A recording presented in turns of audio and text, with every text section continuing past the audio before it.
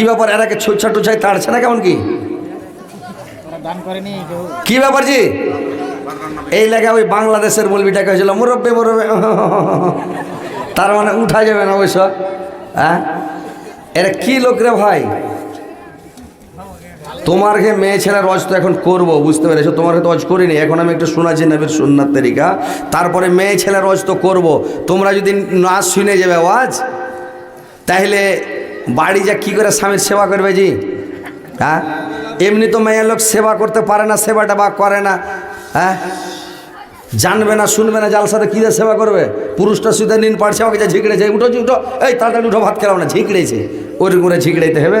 ওর কানের কাছে মুখ লিয়ে যেতে হবে, আর কানের কাছে মুখ লিয়ে যখন কইতে হবে উঠো সোনা, উঠো যান, উঠো আর কইল যা, এন করে কইতে হবে স্বামীটাকে। আর ওর ওই কুড়া লোকটা ধরে টাইনবে, একটু করে হিলাইবে হাসতে হাসতে, আর কানের কাছে মুখ লিয়ে গেবে উঠো সোনা, উঠো খেলা, উঠো।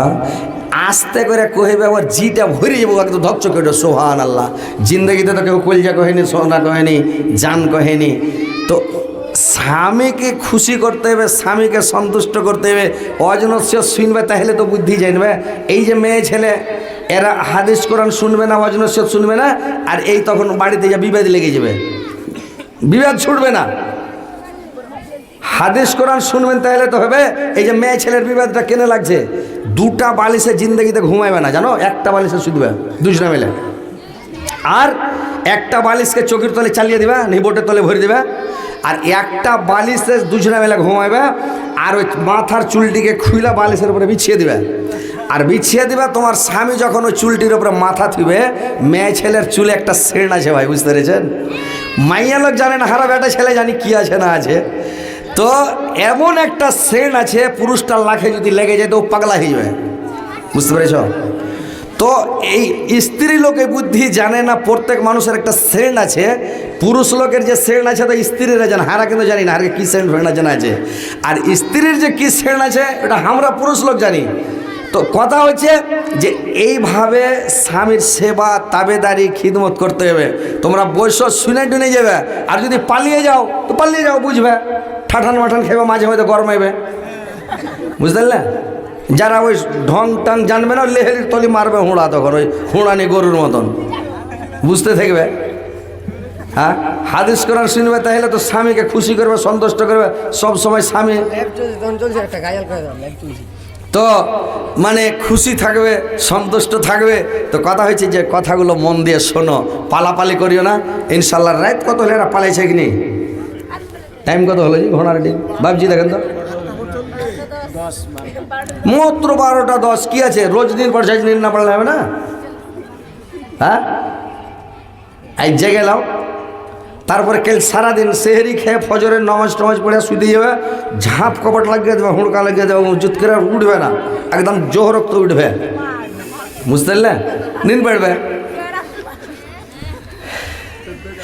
কত সুন্দর নবী, কত প্যারা নবী, সাবার সারা দয়ার নবী, তাহার জড়ানা কত যতন বানায়া চায় আল্লাহ আমার নবীকে, কত যতন বানায়া চায় আল্লাহ আমার নবীকে। নবী আমার ইব্রাহিম ছিলেন, নমরুদ বাদশাহ আগুন পেলেন, আগুন হালা ফুল বাগিচা ইব্রাহিম জ্বলল না, কত যত্ন বানায়া চায় আল্লাহ আমার নবীকে, কত যত্ন বানায়া চায় আল্লাহ আমার নবীকে। তো কথা হচ্ছে যে আপনারা একটু মন লাগিয়ে শোনেন, ইনশাল্লাহ শুনবেন, আমল করবেন, কাজ দিবে। এই রমজান মাস চলে গেলে বুঝতে পারলেন এই বরকতটা কমে যাবে। এখন 1 টাকা দান করা, অন্য মাসে 70 টাকা দান করা। এখন 1 রাত জালসা শোনা, অন্য মাসে 70 রাত জালসা শোনা। একটা জালসা শোনা মানে 70 জালসা শুনতে হবে, তাইলে সমান হবে। এই যে এখন কষ্ট করছো, ইনশাল্লাহ নেকি আইলাম আক্কা নেকি, তো এই কষ্টটা একদিন করে লাও কি আছে, কাল তোমার এখানে জালসা হবে না, 2-4 দিন পরও হবে না, কখন হবে, রোজার মধ্যে একটা হয়তো হবে না, তো হবে কিনা তো আল্লাহ জানে। তো কথা হচ্ছে যে এটা একটা মৌকা পেয়েছ, আমরাও যে রোজ রোজ আসবো জালসাই সেটাও না, আমাদের ডেট খালি নাই, ডেট এখন বুকিং হয়ে আছে, বুঝতে পেরেছেন, ডেট দিতে পারি না, সারাদিন ফোন ঢুকতে আছে, নিন পারছি তো সুইচ অফ করে না, তো খালি জালসা, এই ডেট দাও ডেট দাও ডেট দাও, কী করবো তখন সুইচ অফ করে নিন পারছি, তারপরে যখন ঘুম হয়ে গেলো তখন সুইচ খুলছি, একদম কাটকাট কাটকাট করে মেসেজ ঢুকে চলেছি, ওরে বাপরে দেখলেন। তো কথা হয়েছে কোনটা, যে যাই হোক বসেন, শোনেন কথাগুলো, নমাজ পড়েন, রোজা রাখেন, তাসবিহ পড়েন, জিকির করেন, সব সময় আল্লাহকে ডাকেন, সব সময় আল্লাহকে স্মরণ করতে থাকেন, বুঝতে পেরেছেন। যে কোনো টাইম সুবহানাল্লাহ, আলহামদুলিল্লাহ, আল্লাহু আকবার, লা ইলাহা ইল্লাল্লাহ, এই 4টা তাসবিহ আল্লাহর নিকট অতি প্রিয়। যদি সুবহানাল্লাহ 100 বার পড়েন 1000 গুনাহ মাফ হবে, 1000 নেকি আপনার আমলনামায় লেখা হবে। আমার মামা ইনশাআল্লাহ 200 টাকা দিয়েছে, আল্লাহ 2 লক্ষ 2 কোটি মিলে গ্রহণ করিও। আল্লাহ আমার মামার জীবনের গুনাহ খাতা মাফ করিও। আল্লাহ হার মামার বাপ মার গুনাহ খাতাকে মাফ করিও। আল্লাহ দুনিয়াতে হার মামাকে ভালো রাখিও, সুস্থ রাখিও। আল্লাহ আমার ছেলেপিলাকেও ভালো রাখিও, সবকে পরিবারকে ভালো রাখিও, সুখে শান্তিতে রাখিও। যদি কেউ ভাই একটু দান টান দিতে চান মাঝে মধ্যে একটু করে দিয়ে দিবেন, আর আমি একটু করে আপনাদেরকে শোনাচ্ছি, কথাগুলো শুনবেন। সুবহানাল্লাহ 100 বার যদি পড়েন দিনের মধ্যে 1000 গুনাহ মিটিয়ে দেওয়া হবে, 1000 নেকি আমলনামায় লিখে দেওয়া হবে। যদি আলহামদুলিল্লাহ 100 বার পড়েন 1000 গুনাহ লেখা হবে, 1000 গুনাহ মিটা হবে। আর আল্লাহু আকবার 100 বার যদি পড়েন, লোক গুনে গুনে পড়েন, তাহলে 1000 গুনাহ মিটিয়ে দেওয়া হবে, 1000 নেকি লিখে দেওয়া হবে। লা ইলাহা ইল্লাল্লাহ যদি 100 বার পড়েন, তাহলে 1000 গুনাহ মিটিয়ে দেওয়া হবে, 1000 নেকি আমলনামায় লিখে দেওয়া হবে। তাহলে এই 4টা তাসবিহ সবসময় পড়তে থাকেন, বুঝতে পারলেন। তাহলে পড়তে যদি থাকেন, তাহলে আপনার দিনে 5 ওয়াক্ত নামাজ, দিনে রাতে 5 ওয়াক্তে যদি আপনি 100 বার 400, 4 5 20, 20,000 নেকি পেলেন, 20,000 গুনাহ মাফ হলো। ভোর থেকে যদি আপনি রামনাম গুনাহ করেন, তো সারাদিনে 1000 গুনাহ হবে না, গুনার সংখ্যা কম, বুঝতে পেরেছেন। নেকির সংখ্যা আল্লাহ বাড়াইতে বাড়াইতে 700 গুণ পর্যন্ত বাড়াইবে আল্লাহ। তো নেকিটা বেশি হবে, গুনাহ কম হবে, যেটাই করলেন ওইটাই বেশি গুনাহ হবে না। তো আপনার গুনাহ কুণ্ঠের তলিয়া শেষ হয়ে যাবে, আর নেকি হয়ে যাবে মাক্কা। তো এই তাসবিহ আল্লাহ পড়বেন, জিকির করবেন। আল্লাহর কাছে যদি মানে প্রিয় হইতে চাহেন, আল্লাহর ভালোবাসা বান্দা হইতে চাহেন, রুজি বেশি করে পাইতে চাহেন, ভালো মন্দ খাওয়ার মন থাকে, সবসময় বলবেন আস্তাগফিরুল্লাহ আস্তাগফিরুল্লাহ। আপনার কি কম্পিউটারে বিল উঠবে না, আপনার ব্যাটারির চার্জ বসে যাবে, বলতে থাকেন আস্তাগফিরুল্লাহ আস্তাগফিরুল্লাহ। আমাকে দেন। আমার ভাই উনি 200 টাকা দিয়েছেন, আল্লাহ 2 লক্ষ 2 কোটি মিলে গ্রহণ করো। আল্লাহ আমার ভাইয়ের জীবনের গুনাহ খাতা মাফ করো, জীবনের ভুল ত্রুটি মার্জনা করো। আল্লাহ আমার ভাইয়ের হায়াত দারাজ করো, আয়ুকে বৃদ্ধি করো, মরার পরে সুগম স্থান দেও, কিয়ামতের পরে জান্নাতবাসী করিয়া। আল্লাহ দুনিয়াতে তার শরীর ভালো রাখো, স্বাস্থ্য ভালো রাখো। আল্লাহ দুনিয়াতে তুমি ভালো রাখো গো মাওলা, আমিন আমিন। তো ভাই সব সময় তাসবিহ পড়েন, জিকির করেন, আল্লাহকে সব সময় ডাকেন। যারা বেশি বেশি দুরুদ শরীফ পড়ে, দুরুদ শরীফ, দুরুদে ইব্রাহিম যদি 1 বার পড়েন, তো 10টার রহমত আপনার উপরে বর্ষিত হবে। আল্লাহর রহমত 10টা বর্ষিত হবে। তো কথা হচ্ছে যে দুরুদ শরীফ বেশি করে পড়েন। আল্লাহর নিকটবর্তী হতে গেলে, আল্লাহর পিয়ারা বান্দা হতে গেলে দুরুদ বেশি পড়েন, আর ইস্তেগফার বেশি করে করেন। একটা লোক আল্লাহ রাসূলের কাছে এসে বলছে, হুজুর আমার ছেলে পিলা হয়েছে না, কী করবো, মেলা দিন বিয়ে করা হলো 10-12 বছর, বাচ্চা কাচ্চা হয় না, কী করবো? আল্লাহ রাসূল বললেন, তুমি ইস্তেগফার করো, বেশি করে তওবা করো।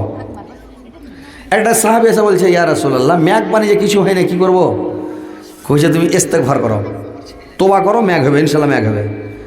একজন এসে কইছে, হুজুর বিয়ে যে হয় না, বিয়ের কামটা হয়েছে না, কী করবো?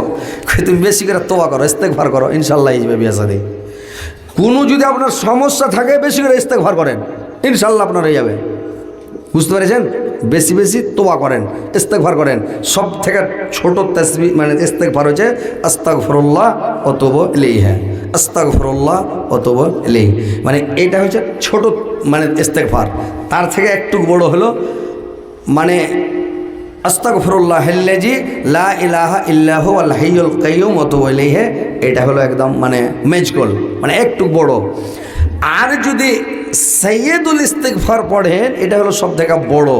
আপনি যদি সকালে পড়েলেন আর দিনের মধ্যে মারা যান, তা আপনার গুনাহ থাকবে না। আল্লাহর রাসূল বললেন, সাইয়াদুল ইস্তেগফার যদি ফজরের নামাজ পড়ে কোনো ব্যক্তি 10 বার পড়ে নাই, ওই লোকটা দিনের মধ্যে মারা গেলে একবারে খাস জান্নাতি, কোনো হিসাব লাগবে না। আল্লাহর রাসূল বললেন 10 বার যদি সাইয়াদুল ইস্তেগফার মানুষ সকালে পড়ে নাই, কুণ্ঠে থেকে রুজি আসবে ও নিজেই কল্পনা করতে পারবে না।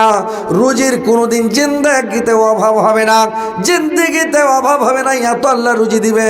তো এই তাসবিহগুলো জিকিরগুলো পড়েন, আল্লাহকে সবসময় স্মরণ করেন, আর সব সময় আঙ্গুলে তাসবিহ করার চেষ্টা করবেন। এই আঙ্গুলগুলো কিয়ামতের দিন সাক্ষী দিবে, গাওয়া দিবে। আর যদি কাঠিতে মানে তসবিতে যদি তসবিহ গনেন, ওই কাঠি কুণ্ঠে হারিয়ে কিয়ামতের মাঠে চলে যাবে, ওইগুলা সাক্ষী দেওয়ার ক্ষমতা থাকবে না ভাই। আল্লাহর রাসূল বলেন তোমরা আঙ্গুলের লগ গুনা গুনা গিরা গুনা গুনা তোমরা তাসবিহ পড়ো, কিয়ামতের দিন আঙ্গুলগুলো গিরাগুলো সবাই সাক্ষী দেবে, গাওয়া দেবে যে হ্যাঁ আল্লাহ তোমার এই বান্দা আঙ্গুল গুনে গুনে গিরা গুনা গুনা লোক গুনে গুনা তাসবিহ পড়েছিল। আল্লাহ তাসবিহ পড়তে থাকেন, জিকির করতে থাকেন, সব সময় আল্লাহর জিকির করেন। আল্লাহ আপনাকে ভালো রাখবেন, সুস্থ রাখবেন, আল্লাহ পাক আপনাকে জান্নাতবাসী করে দিবেন রে ভাই। বুঝতে পেরেছেন? সব সময় সুবহানাল্লাহে আলহামদুলিল্লাহে ওয়ালা ইলাহা ইল্লাল্লাহু আল্লাহু আকবার ওয়ালা হাওলা ওয়ালা কুওয়াতা ইল্লা বিল্লাহ রাব্বিক ফিরলি। এই দোয়াগুলো পড়েন, আপনার জীবনের যত গুনাহ আছে আল্লাহ মাফ করে দেবে। রাত্রি যখন ঘুম ভেঙে যায় রাত্রে, তখন নবীর সুন্নাত কী হলো জানেন? নবীর সুন্নাত বলতে দিয়েছি তো সব পালিতে লাগছে, যে নবীর সুন্নাত হলো আল্লাহর রাসূল বললেন তোমরা মাগরিবের পরে খেয়ে নাও, আর এশারের নামাজ পড়ার পরে আল্লাহর রাসূল কোনো কথা বলতেন না, এবং কথা বলাটাকে ঘৃণা মনে করতেন, যে এশারের নামাজ পড়ে শুয়ে যান। আর আপনি 2টা-2:30টার দিকে উঠে যান, রেখে দেন 2টা-2:30টার দিকে আপনি রাত্রে উঠে যান। আর 2টা-2:30টার দিকে যখন ঘুম ভেঙে গেল, চেতন হয়ে গেলেন, উঠে যাইয়া আপনি আলহামদুলিল্লাহ হিল্লেজি আহিয়ানা বাদামা আম্মাতানা ওয়া ইলাইহিন নাসুর, এটা তো হলো ঘুম ভাঙার দোয়া, এটা দোয়া পড়ে নিলেন। তারপরে বলবেন লা ইলাহা ইল্লাল্লাহু ওয়াহদাহু লা শারীকা লাহু লাহুল মুলকু ওয়া লাহুল হামদু ওয়া হুয়া আলা কুল্লি শাইইন কাদির সুবহানাল্লাহি ওয়ালহামদুলিল্লাহি ওয়া লা ইলাহা ইল্লাল্লাহু আল্লাহু আকবার ওয়া লা হাওলা ওয়া লা কুওয়াতা ইল্লা বিল্লাহ রব্বিক ফিরলি। এবারে যেটা চাইবেন আল্লাহর কাছে চাহেন, দিয়ে দিবে আল্লাহ, ওটাই দিয়ে দিবে। যে চাইবেন, আপনি কি চাহেন আল্লাহর কাছে? বাড়ি নেবেন, গাড়ি নেবেন, 2-4খান, 2-4টা বিয়ে শাদী করবেন, 15-20টা বেটা নেবেন, কি চাহেন? আপনার কি দরকার? পৃথিবীর মানুষ সবাই আমরা ভিখারি, আল্লাহর কাছে সবাই গরিব নাকি? যতই ধনদাওলাত থাক, বুঝতে পেরেছেন, কিন্তু তবু আল্লাহর কাছে আমরা গরিব, আল্লাহর কাছে ভিখারি, আল্লাহর কাছে অভাবী। যেটা যার দরকার আছে আল্লাহর কাছে রাইতে চাহেন, এই দোয়াটি পড়ে চাইবেন, দিয়ে দেবে। কেটা দিলে এটা? ইসমাইল দিলে 200 টাকা সবার বাড়ির।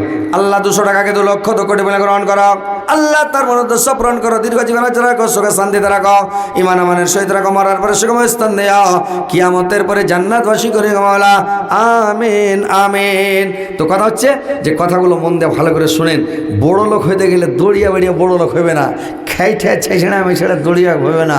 এগুলা বুদ্ধি শিখতে হবে, দোয়া করতে হবে, রেত জাগতে হবে, তাসবিহ পড়তে হবে, জিকির করতে হবে, তাহাজ্জুদ পড়তে হবে, আর রাইতে উঠে ইবাদত বান্দেগি করতে হবে, আর আল্লাহর কাছে কানাকাটা করতে হবে, আল্লাহ এটা দাও ওইটা দাও, কত খাটবো, কত দড়িয়ে বাড়াবো, কত কি করবো, এগুলা আল্লাহ তুমি দেও, আল্লাহ তুমি না দিলে কে দিবে, আল্লাহ এরকম বলতে হবে, কানতে হবে। বুঝতে পেরেছেন?